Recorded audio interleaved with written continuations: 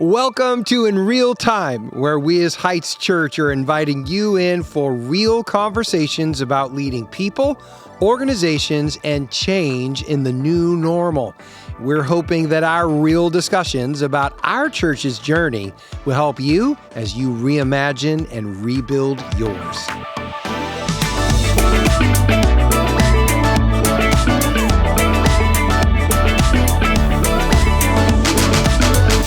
Craig here, and welcome to In Real Time, where we're having real conversations about leading people, organization, and change. And well, today's topic, we're going to be talking about Heights Church now, which really is a look back over the last year of some things that we would definitely do again because they have helped us a lot in the last year, and a few things that we would not do again. But before we get into that, I have two co-hosts with me, and so I'm going to ask if they would introduce themselves today.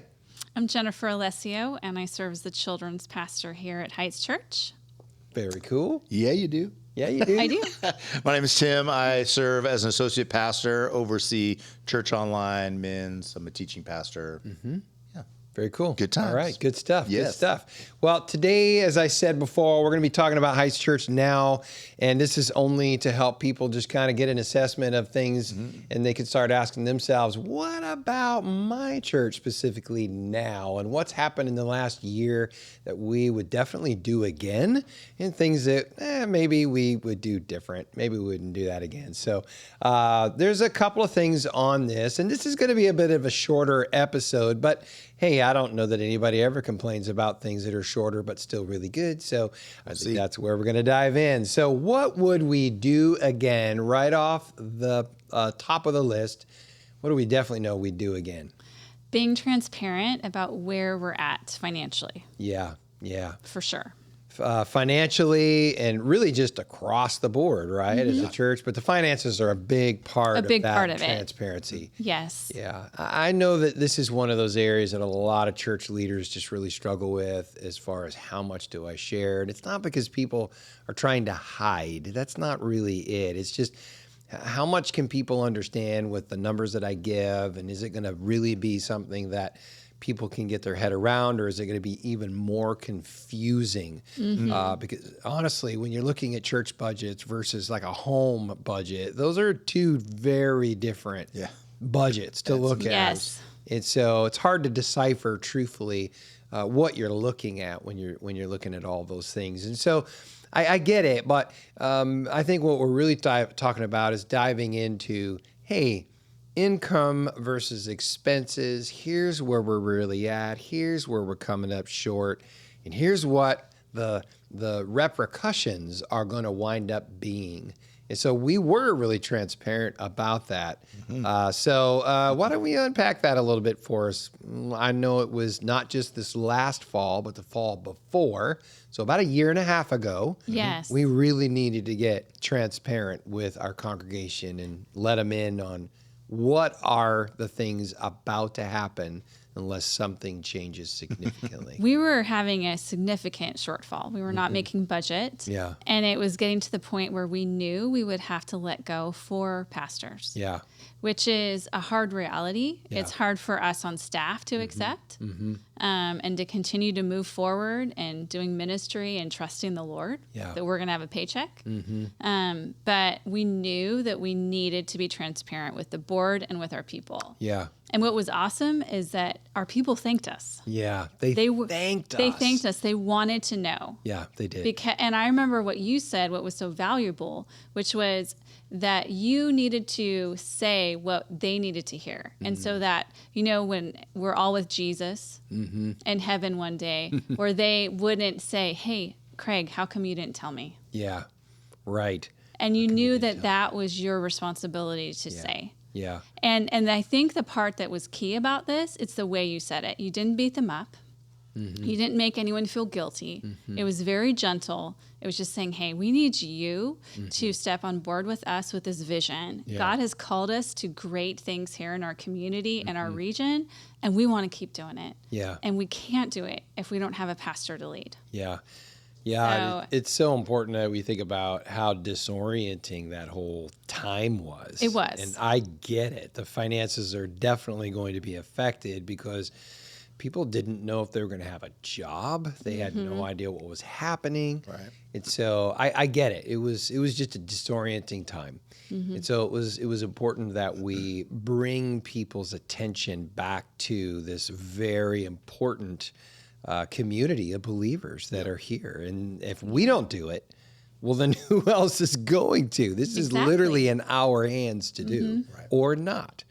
And so, yeah, we just needed to be transparent about that.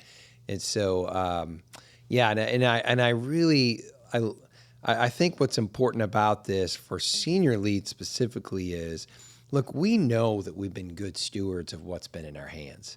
The fact that there is not enough now in order to meet the budgets because of the income of all the hardship of the last couple of years. That's not a bad stewardship issue. That's No. just a situation that we're in. yes. And of course, it's in our hands. We have to solve it. We have to resolve it, manage it. And this is one of the first things is being transparent. So we would definitely do this again. It's being transparent. And one of the things I would connect to is just some of the results, right? I mean, Yeah. so because we did this, we actually started a campaign, right? Right. Tim, Yeah, what was that about? We did a one fund campaign, just about clarity. You know, we had these different campaigns going, and so we just were like, hey, one fund. So everything, instead of doing separate campaigns, we combine them and say, hey, this is our operating cost. This is what it takes to have a student ministries pastor in a ministry. This is what it is to have a children's pastor in a ministry, and all these different things. And so here is the one fund. This is the one number. And so it simplified. Yeah. I think it also kind of gets you back to realizing, giving people that idea of, you know, my tithe or my offering is going to everything the church is responsible for, needs to be responsible for. So it helped realign those tires and people's understandings of what their offering was. And it freed us up. The one fund freed us up then to use instead of having things that were allocated, right, specific offering for certain things, it allowed us then to use those monies the best way possible moving forward, where money wasn't pigeonholed for certain things and you couldn't touch it. Right, because what people may or may not know is that it's actually fairly often that people will make an offering towards, say, children's ministry, which I get, Yes. and they'll say, hey, I want this offering to go towards children's ministry. And then when someone designates that way, then we can't use it for anything else other than that. Well, the problem is when many people do that, what you wind up with is a lot of designated funds going towards a certain ministry, but now we don't have enough in our general fund to actually staff that ministry. Well, that doesn't help us. Right. In fact, that hurts us. And so the one fund says, okay, what is my tithe, my missions, and my giving towards our projects, which is amounts to all of my giving, well, at least here to our church, then we would combine all those in the one fund, and then we give that one amount, and that goes to one fund, and then we, as a leadership, as a board, we had told our people, here's the priority of where these dollars are going to be spent. Right. And so it's going to start with our staffing. Obviously, we have our facilities we have to take care of, and then our staffing, because we believe in leadership first. We need to have a leader of a ministry. It doesn't help me to have a large children's budget if I don't have an amazing children's pastor. I need that pastor first. And so we just said, hey, this is where it's at. This is what we believe, and we're asking you to lean into this. And they did. They did. And the one fund allowed that. Yeah. And so that's where the priority of that budgeting comes into, and having as a one fund instead of designating these different offerings. That was what was so helpful. Yeah. And the fact that we had been transparent, not just once, but consistently throughout the year about where we were seeing. And so people knew what was coming. So when we went to a one fund, I don't know if this is a great term, but it wasn't a hard sell. Right. No, they was got it. There was understanding. They understood why we needed to do it. And they were That's like, right. that makes more sense. That's right. So because being transparent up front and not just once, like, okay, I'm just going to do this once. Because it may be new for some people. But if you do it on a regular basis as just kind of, this is how we operate. This is who we are. Yeah. Man, people totally got it. They were understanding. Yeah. And man, I'm so glad we did it. Yeah, and just to be clear, this was an about face to how we did our finances before. But you know what? It was a new season called for a new game. Yep. And we needed to reset the playing field here. So, but we were transparent with our people and letting them know this is what needs to happen. And so here's how this is the way we move forward. And it's not like we were just coming up with it. Our board was with us fully behind this. And so we all stood together. And people understood the wisdom of it. They really got it. They did. And it showed how much that they love our staff. Yeah, it really did. They did. They're like, we want to keep them. We love them. We love them. Yeah. And that was encouraging to all of us. Yeah, I think so too. Yeah, it really was. It was. Really, We're like, yes. hey, it turns out they like us. Like Wow. Exactly. But also too, we talked about this earlier. Just this idea, like we knew we didn't know at the time, but we saw a result of being transparent along the way, because we got to a business meeting, and This last business I meeting. know, it last was pretty business awesome. meeting. So a year later. A year later, you get to a business meeting, and when you say, okay, any questions? No. No, After that lunch business for lunch, meeting, I I think want all senior leaders to listen to this. Our business meeting was literally 27 minutes and 18 seconds. I love that timed it. you have the seconds on Oh, yeah, because to me, That's that's meaningful. impressive. Yeah. 27 minutes and 18 seconds. There were literally no questions.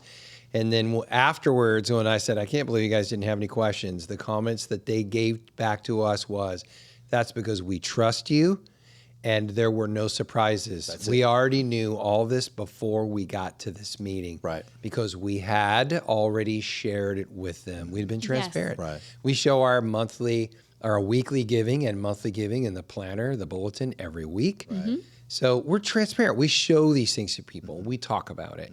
And at the level that is important, not confusing, but at the level that they can understand it and hear it. Right. And so we also did some what we call campaign events rather, for our campaign Unite.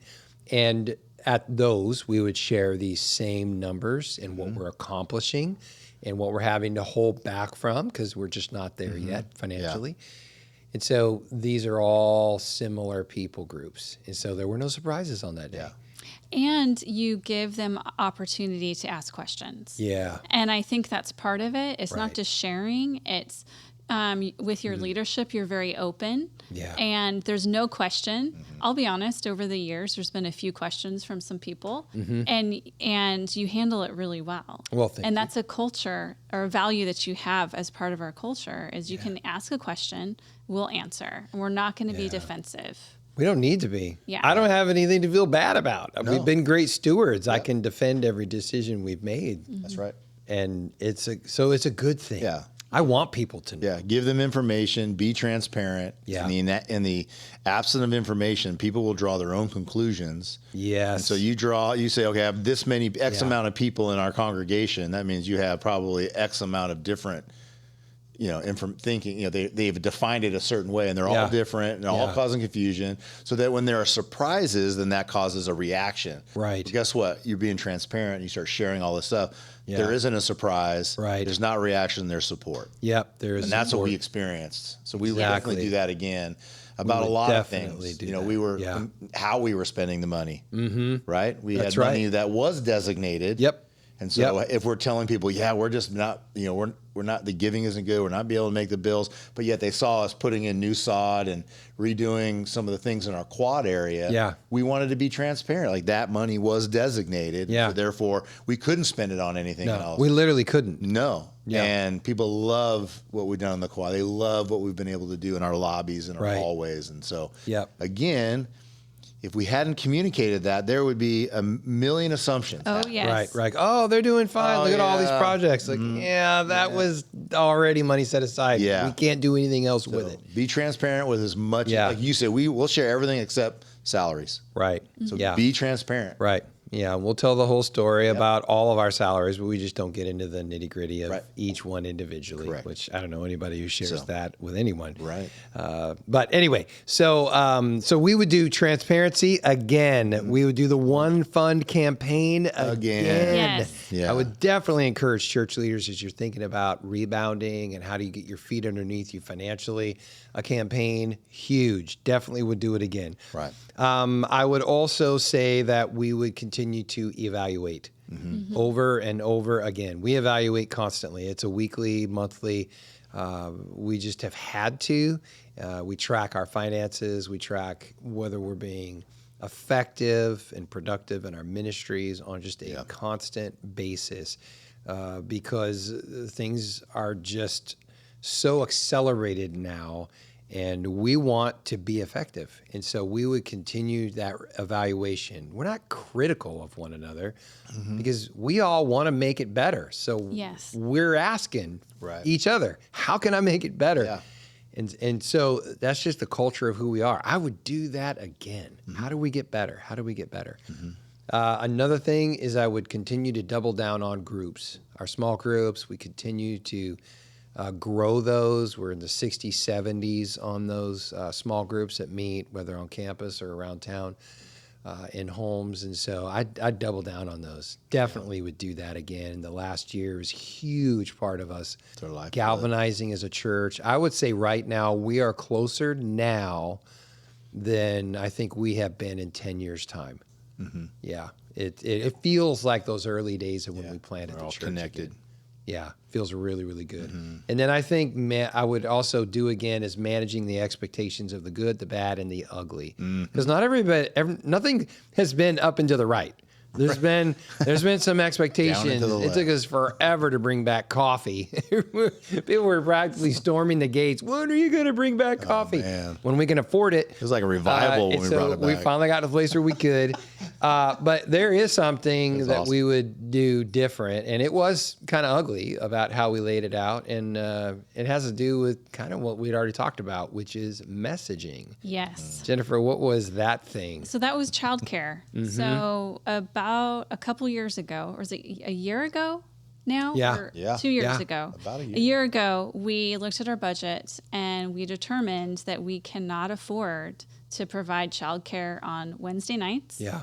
For CR on Thursday, and then for special events. So we would offer it for women's ministry events and men's events. And it was because the lump sum was $30,000. Yeah. Which is honestly, It's a lot of money. a lot of money and way more than we can afford. Yeah. And we realized that it had to go. And for all of us who are on management, it seemed like a no-brainer. Unfortunately, we did not think through how much it meant to our people. Yeah. And so it was a big blow for them. Yeah. Yeah. And it's still something that I'm managing now. Yeah. And because we underestimated that, we didn't message it We did correctly. not message it correctly. So it was an expectation that we did not message well. We should have been up. If we could do it again, what would we do different? If we could do it differently, or if we could do it again, what we would do is we would bring all of the stakeholders together. We would have a meeting, we would explain, and we'd probably do several meetings. Yeah. Yeah. Of different stakeholders and explain to them and bring them into the process and be available for questions. Yeah. You'd be available, I'd be available. Yep. Yeah. It would be something that we would very slowly roll out instead of this quick decision that we think everyone should understand. Yeah, and it wasn't a quick decision for us. It was literally No. months in the making. But for them, it yes. seemed quick. It came For sudden. them, it Yeah. came quick. Yeah. And they were not prepared. Right. Yeah. And Because we worked on that budget for probably 6 months. yes. Yeah. Yeah. So this was, I was saying for even a long time before then, we couldn't afford it. Yeah. So for me, this wasn't a quick decision at all. And I regret that. Yeah. You know, I really wish we had done differently, and I know we will in the future. Yeah. Yeah. So those are the kind of things that we definitely, again, it comes down to messaging. Yes. And you want to be transparent in your messaging. We should have been We should have anticipated that we needed to be more transparent about that message, but we Yes. weren't. And yeah, it upset some people. And I understand why. Yeah. It's a valuable resource to have that childcare when you're in discipleship, especially for the ladies, especially for Celebrate Recovery, the events. But Pops. it just is Yeah. not something that all of us together as a staff, a board, felt that we could really afford to do. Yeah. And I think by the time, 6 months with budgets and these discussions, by the time we had got there, we had already sat with it. Yeah. And Yeah. so to me, by the time we all got to that place, we're like, well, yeah, this makes the most sense. Yeah. We were kind of desensitized to it and just was like, yeah. we've been sitting with it for 6 months. We've Right. been talking about it. Right. Some of us probably were like, yeah, let's just put this to bed. Yeah. And Because it was one and among we had other already things. settled it in our hearts. Yes. Right. Right. But then, so when we thought this is a no-brainer, this is super obvious, it caught a lot of people off guard. Yeah. It was a bummer. Right. Because a lot of folks relied upon Yep. it. Exactly.